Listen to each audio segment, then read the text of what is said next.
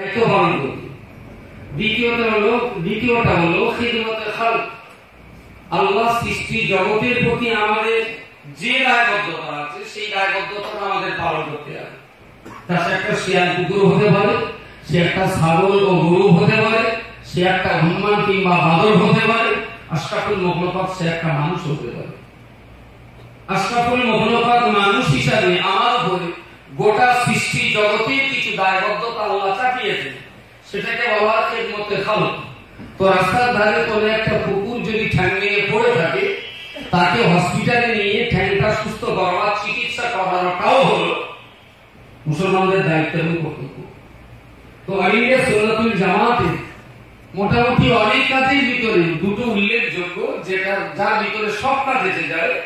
একটা হলো তাহাফুজে দ্বীন আর একটা হলো খিদমতে খালক।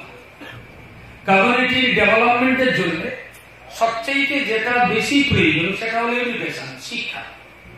মুফতি সাহেব আপনাদেরকে বলছিলেন যে শিক্ষা আমাদের দুনিয়া শিক্ষার ভিতরে একেবারে পুরো ডুবে গেলে হবে না, তাহলে আমাদের পরকাল শেষ।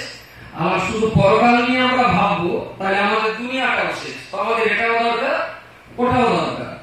আবার আমাদের মনসুর হদা বিষয়ে সেই কথার উপরে সুন্দর কথা বলেছেন যে তোমরা মানুষ, আমরা সব কথা আমরা সবাই হয়তো বুঝতে পারি একটু অন্য ভাষায় হওয়ার কারণে আল্লাহ মুসলমানদের দিকে তাকিয়ে বললেন কুনতুম খায়রা উম্মাতি, তোমাদেরকে সবচেয়ে ভালো দল হতে হবে যে দলের ভিতরে থাকে তিনটি চরিত্র।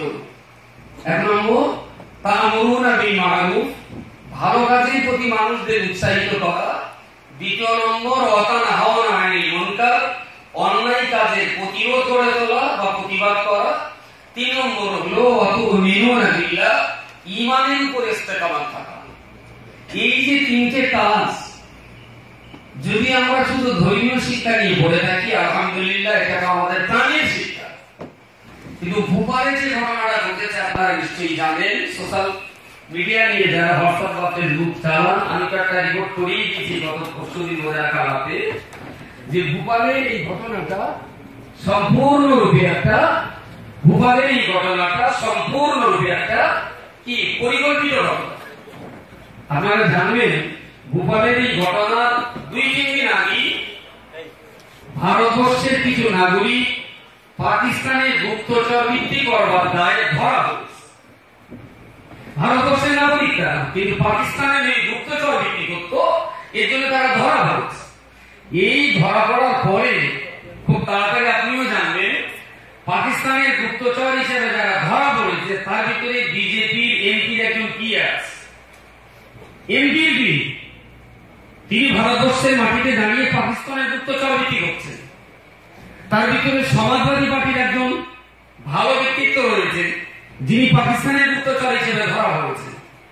তো গোটা দেশের সাংবাদিক আর মিডিয়াদের চোখ যখন এই দিকটায় যে এত বড় বড় লোকের ভিতরে যখন পাকিস্তানের গুপ্তচররা প্রশ্রয় পাচ্ছে, তাহলে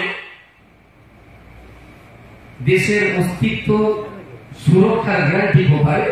ঠিক এইটা নিয়ে যখন একটা দারুণ রকমের তোলপাড় শুরু হয়েছে, ঠিক তার 2 দিন পরেই ভোপালের এই জেল কাণ্ড।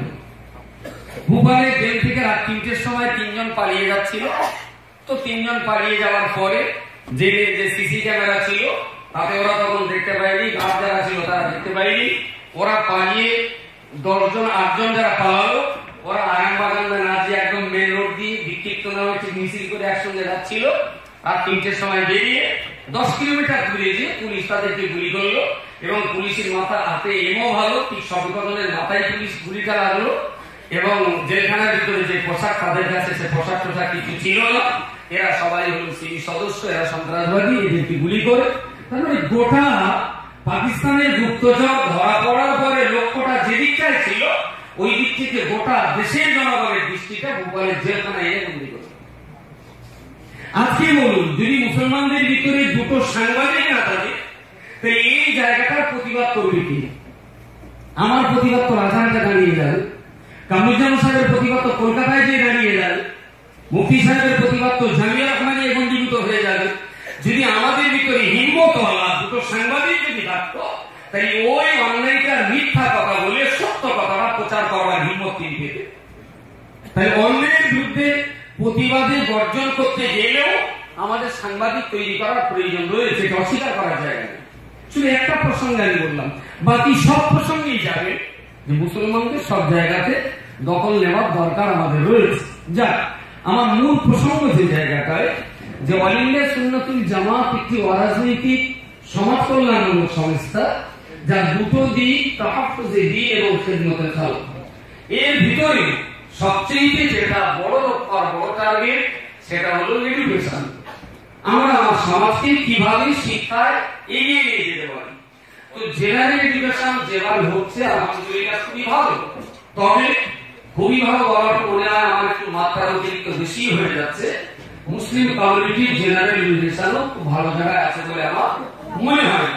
আরে গড়পড়তায় মাধ্যমিক পাস করা বাংলাদেশে মাধ্যমিক পাস করা যায় 95% নাম্বার পাবো, তবে বিষয়টা হিম্মতের জন্য সাকসেসফুল হওয়া যেতে পারে। তো সেই জায়গায় দাঁড়িয়ে যা চলছে সেটার উন্নতি ঘটাতে হবে। আবার যারা আমাদের হাই স্কুল, কলেজ, ইউনিভার্সিটিতে পড়াশোনা করছে, এদের সাথে আবার দিনের কোনো সম্পর্ক থাকছে না। সুন্নাতুল জামাতের অনেকগুলো প্রজেক্টের ভিতরে একটা মারাত্মকতম প্রজেক্ট, সেটা হল এই, আমাদের সমাজে যত ছেলে যত মেয়ে স্কুলে পড়ে, প্রত্যেকটা ছেলে মেয়েকে কোরআন এবং দ্বীনি তালিমের আওতায় আনতে হবে। মাস্ট অবশ্যই ছেলে মেয়ে হাই স্কুলে পড়ুক, বিলক্ষণ পড়ুক, কিন্তু হয় সকালে না হয় বিকালে যে কোনো একটা টাইমে দ্বীনের তালিমের সঙ্গে স্কুলের বাচ্চাটার সম্পর্ক জুড়ে দিতে হবে। যদি হাই স্কুলের বাচ্চাদের ভিতরে, কলেজ ইউনিভার্সিটির বাচ্চাদের ভিতরে যদি আমরা ইসলামী শিক্ষাটা যদি দিতে না পারি, তাহলে জানবেন এটা আমার জাতি আর আমার কওমের জন্য একটা ভয়ঙ্কর বিপদ ডেকে আনবে। কারণ দুটো জিনিস,